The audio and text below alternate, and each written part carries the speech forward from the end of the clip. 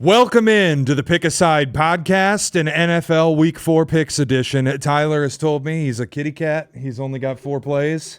I'm going to bully him into upping that number. Rookie numbers. We're going to Vegas. I'll have you at the kiosk. You do have a little Vegas pep in your step right now. I can tell. I do. You're done with work for the day. I woke up excited. Once we hit stop on this recording. In between Cap and Hood and this show, I walked outside, went to an ATM, withdrew some cash for the tables this evening. Exactly where I'm going. And all of a sudden, it hit me. I'm like, oh, I'm going to Vegas tonight. This is fantastic. So I'll get you at the kiosk at Mandalay. I'll get you on some physical tickets. All right. Can you cash those out of state these days? I don't know what the rules are on that. I don't know, because I'm trying to think, if there was an MGM there and an MGM here, could you just take it to the MGM? I have no idea. Probably not. But my reality is I'm going to be sitting in the sports book on my phone betting the way I bet here anyway. Well, they block you out of some of it. Do they? Yeah, like the geofencing and stuff. I think it depends on the book. But they do block you out of some. It's like I think the way it operates these days is like if I'm in Caesars, I can bet with Caesars. Yes, right? I think you're right. Yeah. Okay. Well, we'll figure it out. We'll find out. Either way, I'm gonna bully you into betting stuff this weekend. Can't wait. Because I actually I don't have a play on the Bears game. Spoiler alert. But I know I'll be on some Bears stuff once we get there. Yeah, for sure. I don't know yet if I have a place. I said yesterday on the college pod, and if you missed it, go get it. It's on YouTube, youtube.com/@pickaSideESPN. Also available wherever you get your podcasts. I'm going to say it again. It helps us if you leave a comment, if you subscribe, if you rate a video, like a video, rate the podcast wherever you're listening to it. It seriously helps us out. So if you like what we do, please do that. Tell your friends about it. It helps us. By the way, if you are watching on YouTube, you may see Shea's hat right now. Is that going to be your official Pick a Side NFL Picks hat? It can be. Are you going to wear it every single Friday? I mean, we're taping this on a Thursday, but you're going to wear that every single Friday? It's a great hat. I love this hat. Shout out Bud Light, great partner with the Windy City Takeover. These hats available at all the events that Sylvia and I have been doing. You can get them for free. It is amazing. I love it's the rope amazing. hat. Big fan of the rope. I got one on myself too. Yeah, dude, I love the league. I want to buy more. I was looking at. You're gonna get one for every sport. No. What I was gonna do, what I want to do is I want to get hats with the conference logos of defunct conferences. Oh, that's I want cool. a Big 8 hat. I want a Pac-10 hat. I want an old Big East hat. Dude, I saw a guy with a Pac-10 quarter zip on the train, and I was like, this guy fucking rocks. Yeah, dude. That is awesome. I almost tried to go jersey swap with him. I started looking at the logo hats for the old conferences, and I think I'm going to get a bunch of them. One of my buddies has an old, the old Big East, one of those squishy pullovers. Yep. Oh, it's fantastic. Yeah, I want to get. Big East hat is high up the list, yes. like the old football the old Big one, East. Yeah. Mm-hmm. Dude, I love these hats. This logo hat is fantastic. Have you noticed too the? I want the umpire hat too, because Lord knows I'm not wearing a Tigers hat any fucking time No, soon. you can't do that because then you become Zach Hampel. True. You know what? Good point. So I'm gonna save you from yourself on that one. You may get mistook for Zach Hampel at certain places, so I'll help you out there. Have you noticed, by the way, in college, the Big 12 refs have these flat brim hats with the Big 12 logo on them, and they're awesome. They're just men of the conference. I haven't, but now I'm going to look for it. You're going to see it. And I may end up buying a Big 12 hat. I have a Big 8 hat Lord and a knows Big 12 that one hat. will be gone soon, too. No shit, dude. Oh, my goodness. Get it while you can. Mountain West, an MWC hat. Come on. All of it. Fun Belt hat? Fun Belt hat goes nuts. Yeah. All right, let's get into it. NFL picks. We're going to start on Thursday night, Seattle, Arizona. Now, full disclosure, we're going to be on the plane, so I don't know how much of this we're going to be able to watch because it's entirely dependent on how good the Wi-Fi is and if I decide I'm going to stay awake on the flight. Because if I stay awake, there's no way I'm all-nighting tonight. So I have decisions to make, which is also fine because my lean here would be Arizona at home getting a 1.5. The problem is I just don't fucking trust them right now. Marvin Harrison Jr. burned me last week dropping that ball in San Francisco. I can't do it. I can't get behind Arizona. I don't trust them finishing games, even at home.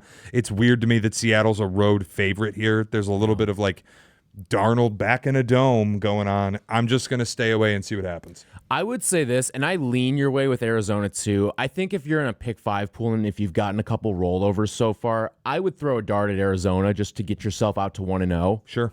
But I like the under 43.5 a lot in this game. These are two teams that are predicated on defense. You got Jonathan Gannon, the head coach of one team. You got Mike McDonald, the head coach of the other team. They want to beat you with defense. I see this being like a 20-17 type of game. And for side's sake, I'm hoping it's Arizona that comes out on top, but I could very easily see Seattle coming out on top. And I just think the flip in the side, the move from 2.5 one way to 1.5 the other way, to me kind of signals a little bit of an overreaction to what we saw last week when Seattle just absolutely dick punched New Orleans. So I would lean Arizona, but one of my plays for the week is under 43.5. Seattle also crazy public, which is immediately I'm out of it. Like a massive public short favorite like this. Obviously, that's why the line has flipped a little bit. Road team, a short week too. I'm with like you. Any of that. I'm with you on all of it. Minnesota, Pittsburgh. We're going to London. You talk about breakfast ball. This is 6:30 in the morning for us in Vegas. Remember, it's not London, it's Dublin. The Dublin that's right. games. This is Dublin. You are right. I just want to set the stage for people who might not know. I'll be the guy doing the study abroad bit. My wife did a study abroad in Ireland. And I wasn't aware of this, but she was in Dublin, and I went to visit her. Every single bar that we walked into, and I'm not kidding, it was like you couldn't find a bar without it, had either a New England Patriots flag or towel or a terrible towel hanging up behind the bar. Interesting. The Steelers are huge in Dublin. I think this is going to be a rare, very home crowd environment for Steelers. Interesting. And Steelers fans in general, already one of the best traveling fan bases. Yep. So trip to Dublin this time of year makes a lot of sense. If you're going to splurge on a trip, this is the one to do it. Now, the second thing that I will say is if you bet this game and you're betting into the home field advantage and you're betting into the crowd noise with Pittsburgh, God bless you. I would only ever play Minnesota. And I don't know if I'm confident enough to do it right now. At 2.5, it's really appetizing. I have to be honest with you. Like a Brian Flores blitz-heavy defense, you're at least getting competency at the quarterback position now with Carson Wentz. It didn't look half as bad as it looked with JJ in one game. Now, granted, it was against the Bengals and it was against Jake Browning. But this Steeler defense, it's not good. No. And Ramondre Stevenson coughing up the ball on the goal line a couple times doesn't change how I view the Steeler defense. It's bad. I think Jordan Mason's got a chance to run all over him. I think Minnesota can play a little bit of game control. And Rodgers, historically, terrific against the blitz. But right now, can he move? Yeah. And correct me if I'm wrong, didn't the Jets with Rodgers play against Minnesota in London last year? And they got their fucking ass handed to them. Yeah. Now, obviously, I think there's a much different supporting cast in Pittsburgh versus what the Jets had from a season ago. But can I argue Rodgers had a better defense last year than he has now? I think maybe a collection, but I don't think the Steelers defense isn't good, but they haven't quit. That Jets defense quit last year. Maybe not, but not at the time that they were playing the Vikings in London. That may have been the start of it. That was probably the start, but they hadn't quit yet. I don't know, man. I'm not going to play it because, frankly, waking up at 6:30 in the morning in Vegas and we're gonna be up at 2.5. Oh, yeah, shit. We are going to be up. We'll be on the air, though. We'll make a play. Yeah. We'll make a watch-along play. Listen, it would be Minnesota or nothing, but it's not one that I'm running to play right now. No, neither am I. Anything on the total here, 40.5? Nothing here. These Steeler totals, you just get fucked on them. They can't make them low enough, it feels like, but then they just find ways to go over. Yeah, I feel the same way. Okay, Chargers, Giants. Another one, just straight up, I'm not going to play. I think this is a fascinating game. I want to watch this game. 6.5-point spread. Chargers are favored in MetLife. The easy way to look at it is Jim Harbaugh and that defense against a rookie quarterback. Doesn't matter that it's on the road. They'll handle their business. Jackson Dart's debut. The other way to look at it is this. Most of the time you put a rookie quarterback in the game, you are downgrading or you're at the point in your season where you're experimenting. I think the second part is probably true. The Giants know this is the long play. Dart's either going to work or he's not, and we got to find out now. I actually think he's at worst a wash with what Russell Wilson was offering. Yeah. I don't think you're downgrading the quarterback position.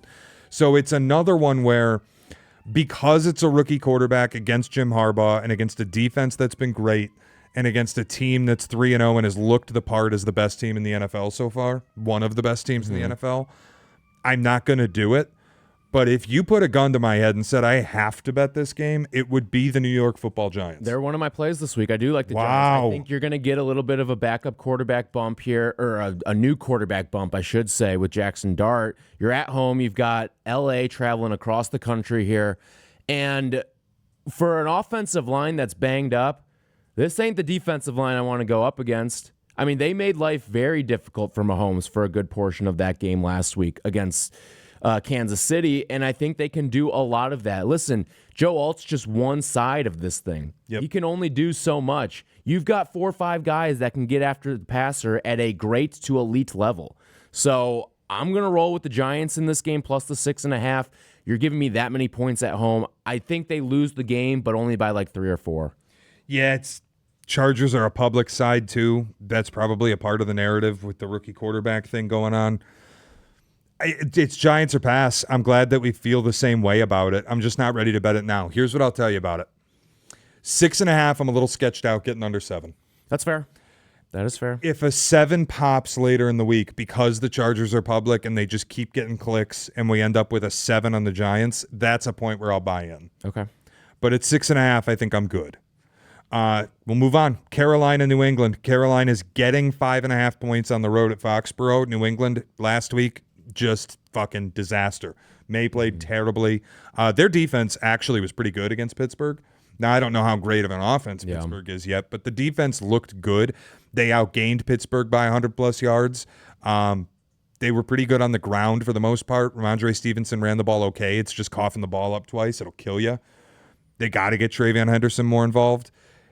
Normally, you see the 5.5. I would lean towards the dog, but that's particularly when it's at home, and it scares me that Carolina's public. It's another spot. I don't have a play today, but I would lay it with the Patriots if you made me do something.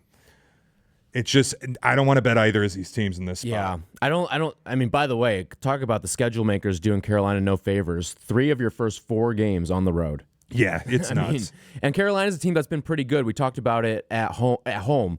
They've been pretty good. We've talked about that. We talked about it last week. It's a big reason why we were on them against Atlanta last week. But yeah, I would stay away. I think you're looking at maybe a little bit of, it's not even like overreaction, but like Carolina, you'd imagine this would be shorter than 5.5, given the performance they had last week and given what the Patriots did last week. I'm surprised it's not closer to 3, but I think part of that is you look at the script of the Patriots game against the Steelers. They should have won by 20.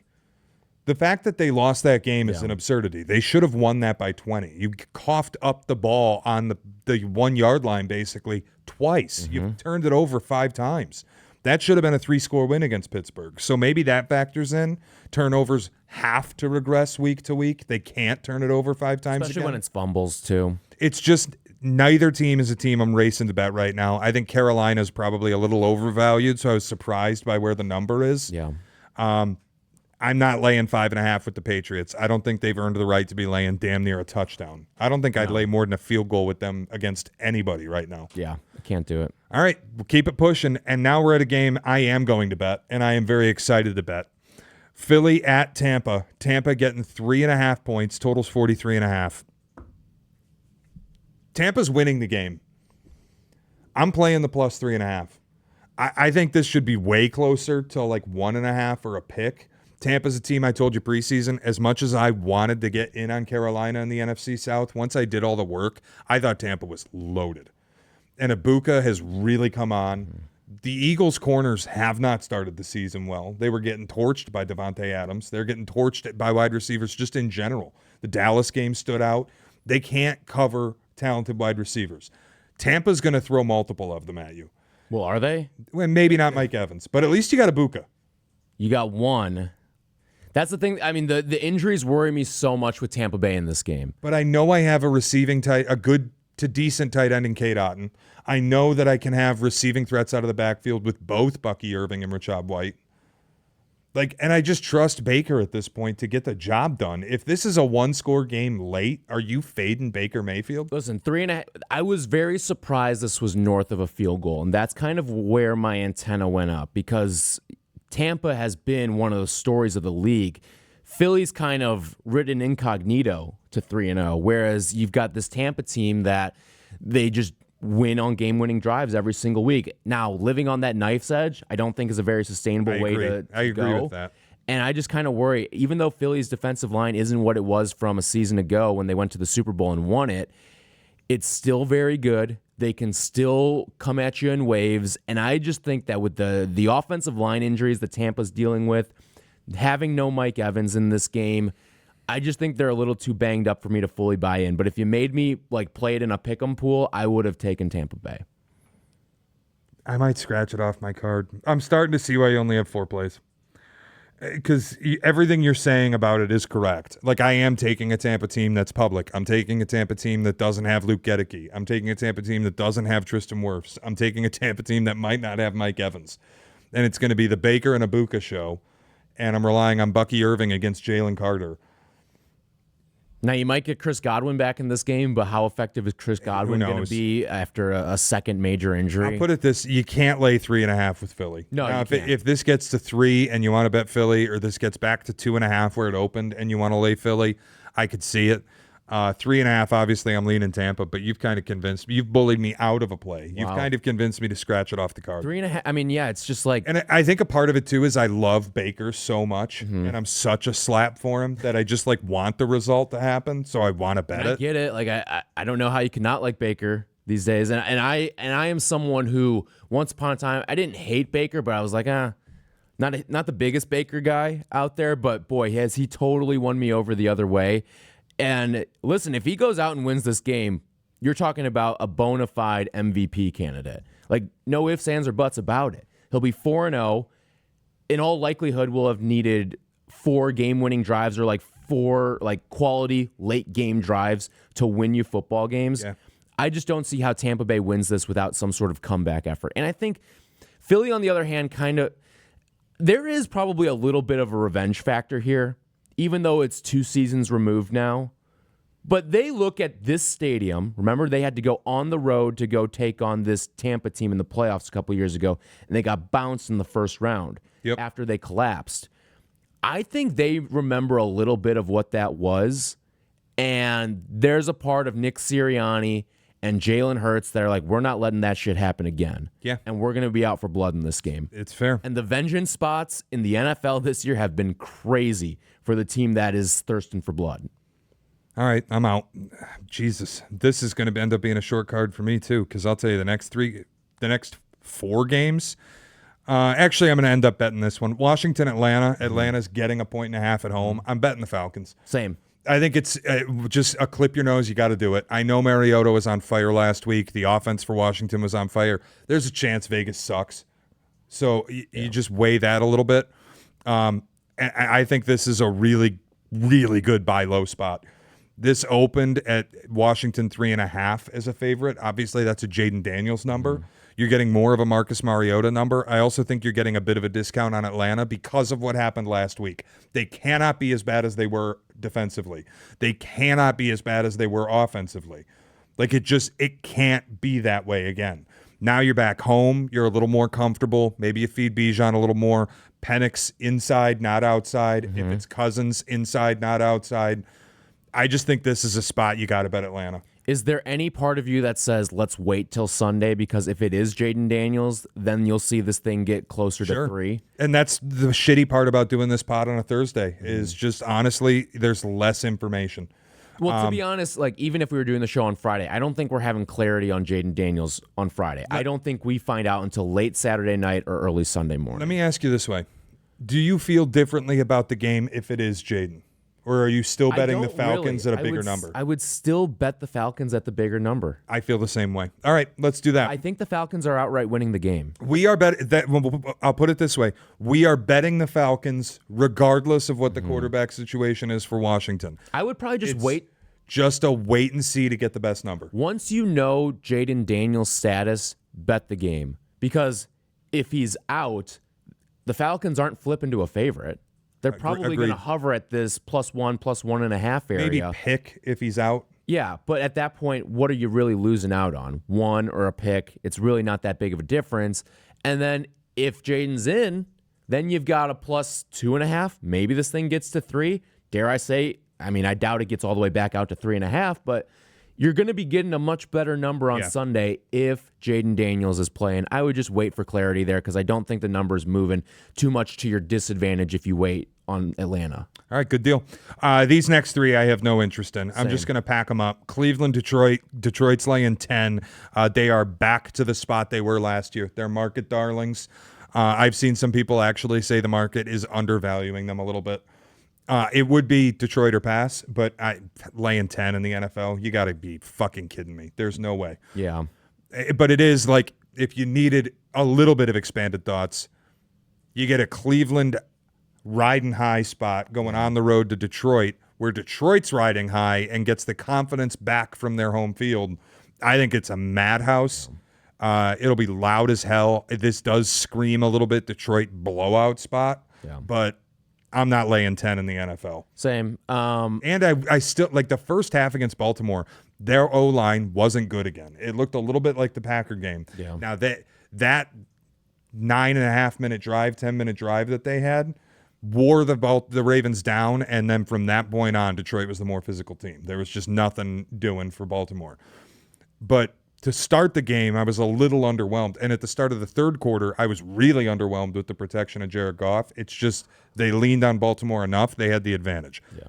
Against Myles Garrett, I don't know if that's the case. Like, remember, Baltimore was without Madubuike. They were without Kyle Van Noy. Now you're getting Myles Garrett in the number 2 defense in the NFL, and you're laying 10. I'm out. Oh, and Mason Graham was fantastic last week against Josh Jacobs. I've been trying not to talk about it because it just makes me sad. I wish he were a Bear. He's awesome. Yeah. Well, I can't get that mad about he went what, 4th overall? Yeah, I know. How are you making the jump to 4 there? I know, but it's the guy I wanted. Yeah. I told you I thought he was the best player in the draft. And he lived up to it. I will say this, if you're looking for a teaser leg, Detroit could be one of those. Sure. Get him down to 4 through 8 through 7. Don't hate that. Yeah. Tennessee, Houston, fuck off. Houston's laying 7. The only place I would bet is Tennessee here, but I've got no interest. I might bet an under because I don't know if either team can score in a morgue. Yeah. 38.5 is a disgusting number. It's about as low as you'll see in the NFL. But could this game finish 7-3? Can either team score? Yeah. This feels like a 13-7 type of game. It's going to be disgusting to watch. Yeah. Saints, Bills. Bills laying 15.5. I got to lay 2 touchdowns with 2 2-point conversions. I love Buffalo. I think the Saints are bad enough to go 0-17. Laying 16 points? No, I'm out. Yeah, the only thing I thought about here was potentially an under 48, but I'm out on that. Too much shit can go wrong in this game. You get defensive, or you get a turnover here or there off of Spencer Rattler, who looked awful last week, by the way. Yeah, I've got no interest. I'm staying very far away from this game. Colts, Rams, 3:05 Sunday. Rams laying 3.5. This is your sell high on Indianapolis. Yeah. They were 6.5-point dogs on the opening line. That's a look ahead from probably a week ago. Now it's 3.5. Do we buy that the Rams, off a special teams error where they should have beaten the best team in the NFC in their own house, are now 3 points closer to the Colts, who are ripping the miracle ride of all miracle rides to start the year? I don't. And I'm going to bet the Rams laying 3.5. I think the Rams win this by 2 touchdowns. Yeah, I'm with you on that. You know what? You can talk me into this one. -3.5 on the Rams. I'll take it. I also like under 49.5 in this game because this feels like the Rams offense hasn't fully clicked, I feel like. And again, you're going up against that team last week in Philly who's got a good defense. You were on the road for it. But I just feel like this number is so high for a defense that's as good as LA's. Yeah, and there's also just a reality that, Daniel Jones has been fantastic to start the year, but the Denver defense has underperformed quite a bit. Yeah. The Miami defense is trash. The Tennessee defense had a little quit in them after the game got sideways pretty much out of the box. Thanks, Cam Ward. Yeah. Like, he's been great, but now it's Jared Verse. Now it's Braden Fisk. Yeah. Now it's a real defense on the other side. I kind of think this is the spot where Daniel Jones, like, Cinderella, it's been a wonderful night. Your fucking Uber's here. Get in the car. Yeah. Like, you're a little overserved. This feels like a 31-10, 31-13 type of game. I think the Rams I'll blast join you them. on So that. I'm laying the 3.5 with LA. Jags, Niners. Niners laying 3.5. Do we know yet if this is a Brock Purdy or a Mac Jones game? We do not, and I don't think we're going to know until right around kick either. If I'm San Francisco, I'm not rushing to bring Brock Purdy back. Mac Jones has operated fine. What we do know is this is a no Kittle game. This is a no Ayuk game. San Francisco's as banged up as they could possibly be. This is a no Nick Bosa game. No Nick Bosa for the remainder of the year. The problem for me is taking Jacksonville on the road with a quarterback who's played really poorly to start the year again, a defense that's been okay, and I kind of feel like even at 2-1, nobody's been worked off of their fears about Liam Cohen. He's a weirdo. He's got bad fourth down decisions. He's just like bizarre. And the team doesn't seem to want to respond to him a lot. I still can't get over Trevor Lawrence waving him off. And I'm sorry, if Houston has any semblance of an offensive line, they win last week. Yeah. I think it's Niners or nothing, but laying north of a field goal with Mac Jones, I'm not ready to do it, especially without Nick Bosa. Yeah, I've got no interest. Too banged up to back at home, especially on the wrong side of a field goal there. I really have no. It's kind of the way I felt a lot. It's not to say there's not good games this week, but I just don't. There's not a lot of betting intrigue for a lot of them. Dude, the market is kind of nailing stuff. Like, as I'm going through this again, and there was stuff I was excited to bet, but as I'm going through it again, these numbers are fucking brutal. Yeah. This is as difficult a slate to bet as you could possibly find. This one, is this the game of the week, or is this CBS? Baltimore and Kansas City. This is Fox America's game of the week? CBS, but it's CBS's game of the week. Okay. This so is will be Nance Romo. This will be Nance Romo. I am betting this game, and I might surprise you. Interesting. If college and the start of NFL goes well, and if I'm not bleeding out on the casino floor, the Kansas City Chiefs plus 2.5 is going to be the first quad bomb of the year. Wow. Using the Q word today. I think that this is the buy low of all buy lows. And I know I buried them after the Eagles' performance, but if you had told me I'd feel as badly about Baltimore as I do today, I don't think I'd have believed you. And Madubuike is, like, gone. He's not going to play in this game. Yeah. I think without your defensive tackle going on the road to Kansas City, and I'm getting Mahomes as damn near a field goal dog at home with that defense, it's a Spags defense that is notorious for turning Lamar into a pumpkin, which the Lions did last week. And if you let me geek out just for a moment, credit to the Lions and Kelvin Shepard, the way they ran their defense against Lamar. It was rushing 5 on every down. We aren't going to let you get to the perimeter. We aren't going to let you run on us. You're going to have to play quarterback. Yeah. It was the Spags playbook. And when Lamar is forced into playing quarterback, typically it goes badly for the Ravens. I think the Chiefs actually should be favored without Madubuike playing and with questions on what Kyle Van Noy is going to look like. And Baltimore's banged up as they are. And Baltimore's defense is trash. It's awful. Jair Alexander didn't fix their secondary. They rank, I think, 31st in defensive EPA so far this year. Oof. They're brutal. It makes sense, too. I mean, you look at the way that Detroit lit them up. You look at the way that Buffalo lit them up in the second half. I also just, in my personal ratings, I have Baltimore currently as the single most overvalued team in the market. Okay. Chiefs are public. They're always public. You've made that point a lot. And this is riding into a team that in Kansas City I don't think is very good. But I think Baltimore, there's a chance they're not any better. I get Mahomes at home. I'm getting 2.5. if I have a good week, this is going to be a quad bomb. Otherwise, it's going to be a regular bet, but I am betting the Chiefs. I think they win the game. Yeah. No, I'm with you. The underdog has won this matchup 3 of the last 4 times, and I would lean Chiefs. I'm going under 48.5 as my play here. I just think you're looking at teams that are more defensive-oriented. We've seen what Kansas City's been able to do, bottling up guys like Derrick Henry and Lamar Jackson. And on top of that, I mean, this is a backs up against the wall game. The loser of this game goes to 1-3 and really, really damages their chances of making the playoffs here. And who do you trust in a back up against the wall game more? Andy Reid and Steve Spagnuolo or John Harbaugh and Todd Monken? To me, that's a no contest.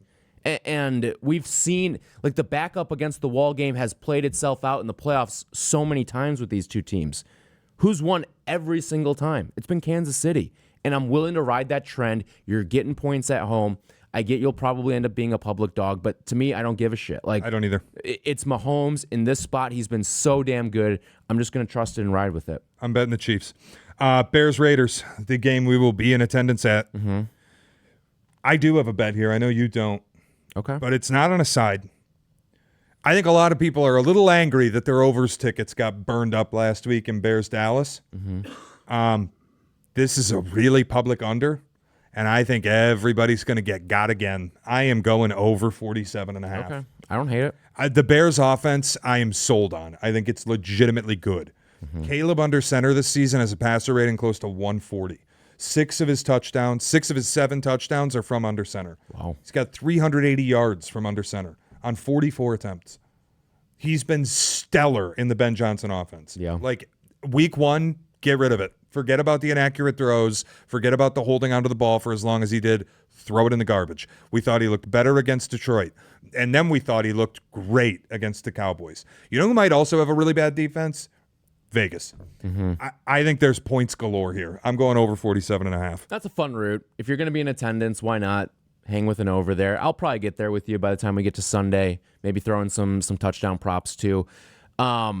And honestly, it's a super public under. So I think, again, people are pissed their tickets got burned up last week and trying to make some money back. Bad idea. The other part of this is Geno's a guy who can give the ball to the other team with the best of them. Yep. Too. So this is a Bears offense, or a Bears defense rather, that was able to turn over Dallas a couple weeks ago and could do a lot of the same against the Vegas Raiders too. And beyond that, I think this is going to be a long game, which means there's opportunities for points. And what I mean by that is, dude, Vegas is pass happy. Mm-hmm. Oh, yeah. They are not going to clock kill on drives. They haven't been able to get Ashton Genty going. He's been awful to start the year. They're throwing the ball on over 60% of their snaps. I think a lot of that is because they're chasing points, which again could be the case here.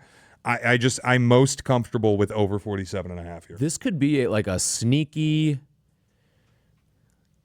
like, just electric game. Yeah. Too. Like, and can't you just hear the Spiro Ditas call, like, a Dunze? I can't. Like, you can hear it, like, happening 4 times. The advantage of going is I won't have to listen to that. That's true. Packers, Cowboys, Sunday Night Football. Packers laying 7 and Micah Parsons return. You have to clip your nose, I think. Mm-hmm. And bet Green Bay. Ooh, okay. I really think you do. I've got no play here. I'm not playing it yet. I'd like to see it move to 6.5 because I'm glad there are some 6.5s out there. I see one at Caesars. I'm glad you said when I said clip nose because it just gave me an inkling that a lot of people wanted to ride Cowboys here. I can't do it. I think Micah goes nuts. I think Micah wants to prove a point to Jerry. I think he's going to go crazy. And this is obviously revenge spot for the playoff game a couple years ago where Love dunked all over Dak. But, dude, Green Bay might have the recipe for this team. And now you got Micah going nuts against his old team and showing off in Jerry World in front of Jerry Jones. No CeeDee Lamb, too. It's Packers or nothing. Yeah, I would stay away. I'm staying away from side total. This is just going to be on the plane home. I'm going to watch. I'm going to wait, and if I find a 6.5 or a 6, I'll jump all over the pack. But it's Packer pass. Doubleheader on Monday night, and it is the most disgusting Monday night doubleheader of all time. If there's a Monday that you're looking to make up points with your wife or your girlfriend, it's this Monday. Yes. Both of these games you can comfortably check the fuck out of. And make sure she knows there's 2 that you're passing on. So, of course, I'm betting one of them. Okay. Jets at Dolphins. Give me the Jets. Jets, Jets. I want nothing to fucking do with Miami. I think they're horrible. The Jets, you can make an argument, should be 2-1. Now, granted, it would be buoyed off of special teams error from Tampa Bay and a kick return for a touchdown on the field goal try that would have lifted them to victory in Tampa. You could make the equal argument they never should have even been as close as they were. That's fine. But I'm telling you, they had an opportunity to win that game. Baker went demon mode again and aced them out. The Pittsburgh game, the Jets should have won that game. Miami's horrendous. But can't you say the same about there's a world where Miami wins that game on the road against Buffalo last week. Yeah, but there's a world where they beat the Patriots 2 weeks ago. Who is likelier to show quit at 0-3? The team that has a dead coach or the team that's got Aaron Glenn? At least I feel like the Jets might walk into this with a little confidence and a little swagger because their coach is fresh and new. And let's face it, he's fun. Like, he might not be any good, but I think he's good at getting guys ready to play for him. The Dolphins, they know their coach is dead. They know Tyreek Hill is on his way out. Like, every single game this season, we've had a Tyreek Hill blow-up moment. It's a guarantee.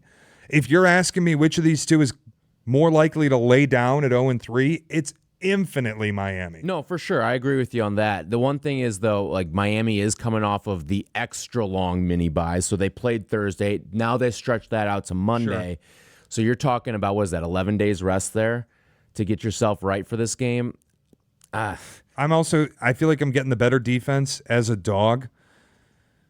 And it's a dog that nobody wants. Miami's public. I get to fade a public Miami. I'm betting the Jets. Good luck to you. I'll be sitting this one out. It's disgusting, and you don't need to tell me. Like, best advice I could give you, don't be like me. Don't bet this game. You don't have to watch it. But I fucking hate Miami. And if I get this one, then I feel like Miami worst record, the bet that I'm holding from the offseason, is a shoo-in. Yeah. So helps you out big time. I'm taking 2.5 with the Jets.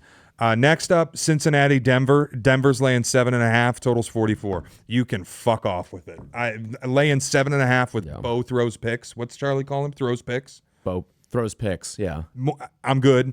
And Cincy, if you want me to bet the Bengals right now, dude, I'm out. That was horrible what they put on tape in Minnesota. I think 7.5 probably a little overreactionary, but if it were any other opponent, I would maybe feel a little bit better about Cincinnati, but you're going to altitude. It's a significant difference there. So, it's a stay away for me. The Monday night slate, it's something. Cincy Denver had potential to be a great game. Mm-hmm. Trash. And now it sucks. But yeah, this is arguably the worst Monday night doubleheader I have ever seen. Yeah, with the way that we look at it now in the here and the now, pretty terrible. Anything else before we wrap this up? No, that's all. All right. That is all. Playoff baseball podcast next week? Fuck you. That'll do it for us. You're not getting a rant out of me. I've had it. I'm done. Fuck them. That'll do it for us. Week 4 NFL picks in the can. It's the Pick a Side podcast.